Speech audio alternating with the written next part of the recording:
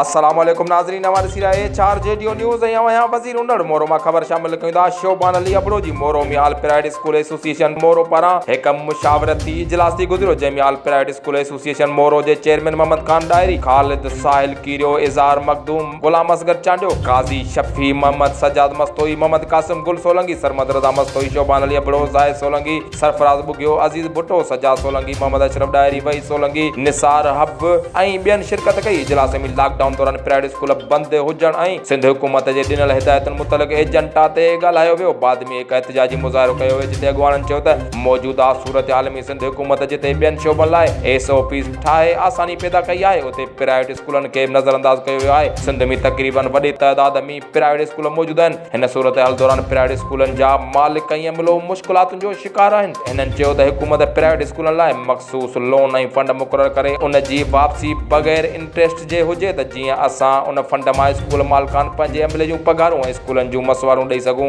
उन खां अलावा SOP तहत स्कूल खोलण जी इजाज़त ॾिनी वञे, त जीअं तदरीसी अमल जारी रहे ऐं बग़ैर इम्तिहान जे शागिर्दनि खे प्रोमोट कयो वञे ऐं उहो अमल सही न आहे, जंहिंसां शागिर्द तइलीम जे मैदान में तमामु घणो पुठिते वेंदा ऐं पाकिस्तान ख़ासि तौर ते सिंध में पहिरियां खां ई तइलीम जो बेड़ो ॿुॾल आहे। मथां वरी अहिड़नि फ़ैसिलनि सां नौजवाननि जो मुस्तक़बिल वधीक ऊंदाईअ तरफ़ वेंदो। उन करे शागिर्दनि खे प्रोमोट करण बजाए उन्हनि खां इम्तिहान वरितो वञे।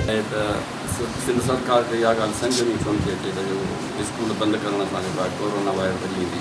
कोरोना वायरस जेकॾहिं आहे त अला अपनाईंदो नंढिड़ो ॿार जंहिंखे असां सुधारणु था चाहियूं ऐं तइलीम जेको आहे मुखी ॻाल्हि आहे कंहिं क़ौम जे लाइ, क़ौम खे सुधारण लाइ तइलीम ज़रूरी आहे। अलाए छो असां इहो न सोचियो आहे त जेको आहे तइलीम न हुजे। तइलीम ज़रूरी आहे, उन लाइ ज़रूरी स्कूल खुलिया आहिनि। तइलीम खे बचाइणो आहे, सिंध खे बचाइणो आहे, क़ौम खे बचाइणो आहे, त तइलीम ई जेको आहे उदारा खुलियो, जेको आहे तइलीम अॻिते वधे। ऐं उन खां पोइ इहो सिंध सरकार खे सोचणु घुरिजे त सभिनी खे ज़हन में हुअणु घुरिजे त पहिरां पेरेंट्स, पहिरां वालदेन, उन खां पोइ जेकॾहिं वालदेन ऐं हिन ॿार खे संभालण वारा आहिनि त उहे उस्ताद आहिनि।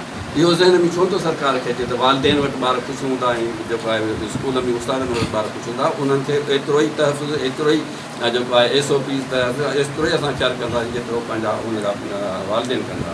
जीअं हुनजी ॻाल्हि ॾिनल आहे त स्कूल खोलिया वञनि, सेम असांजी एजेंडा आहे त फौरन स्कूल खोलिया वञनि। सैलून खोलियूं थियूं वञनि, जिते जरासीम एॾो थो हले, जेको ट्राल में वाहे त मुडी पाकीअ में वाहे, सभु कंहिंजे में आहे। असां एजुकेटेड माण्हू आहियूं, SOP त स्कूल हलाए सघूं था। हमेशह प्राइवेट स्कूल जेको आहे सो हमेशह कोड कंडक्ट्स रेगुलेशन जो जेका गवर्नमेंट जे तरफ़ां असांखे हिदायतूं हूंदियूं आहिनि, उन ते असांजा प्राइवेट स्कूल सख़्तीअ सां अमल कंदा आहिनि। पोइ उहा क्लासनि जी सफ़ाई हुजे, ॿारनि जी जेका आहे असां एजुकेशन हुजे, उन हवाले सां हींअर पाकिस्तान में तक़रीबन अंदाज़ो आहे 7.5 करोड़ ॿार जेके आहिनि से उहे इफेक्ट थिया आहिनि स्कूल न अचण जे करे। ऐं हूअं बि दुनिया में ॾिसो त असां वटि लिटरेसी रेशियो तमामु घटि आहे पाकिस्तान में। असां नथा चाहियूं त असां अवली जेको आहे सो हेॾो तालीमी नुक़सानु वरितो आहे, खयो आहे, ऐं हींअर बि जेको आहे सो खणो। ऐं उन खां पोइ असांजे स्कूलनि सां काफ़ी सारी फैमिलियुनि जो बि हिकिड़ो डायरेक्ट तालुक़ु आहे, जंहिंमें टीचर आहिनि, नॉन टीचिंग स्टाफ आहे, उन्हनि जूं सैलरीज़ आहिनि, उन्हनि जी ज़िंदगी आहे, उन्हनि जा बचड़ा आहिनि। ऐं वरी तमामु घणो जेको आहे सो असांजे हिन जेको प्राइवेट सेक्टर में परेशान आहे, उहो इदारो आहे जेको रेंट ते आहे। रेंट वारे इदारे वारे मालिक खे हुकूमत खे पुरज़ोर अपील था कयूं त हुनखे जेको आहे सो हिकिड़ी सब्सिडी ॾिनी वञे। बैंकूं ॿियनि इदारनि खे, ॿियनि माण्हुनि खे, आम माण्हुनि खे कर्ज़ ॾियनि थियूं, छो टीचर खे नथियूं ॾियनि, छो इदारे खे नथियूं ॾियनि? उन इदारे खे जेको ॿारनि खे एजुकेशन पियो ॾिए, जेको समाज खे सुधारे पियो। प्राइवेट स्कूल खोलियो, तालीम बचायो। प्राइवेट स्कूल खोलियो, तालीम बचायो। स्कूल खोलियो, तालीम बचायो। स्कूल खोलियो, तालीम बचायो। स्कूल खोलियो, तालीम बचायो। स्कूल खोलियो, तालीम बचायो। प्राइवेट स्कूल खोलियो, तालीम बचायो। प्राइवेट स्कूल खोलियो, तालीम बचायो।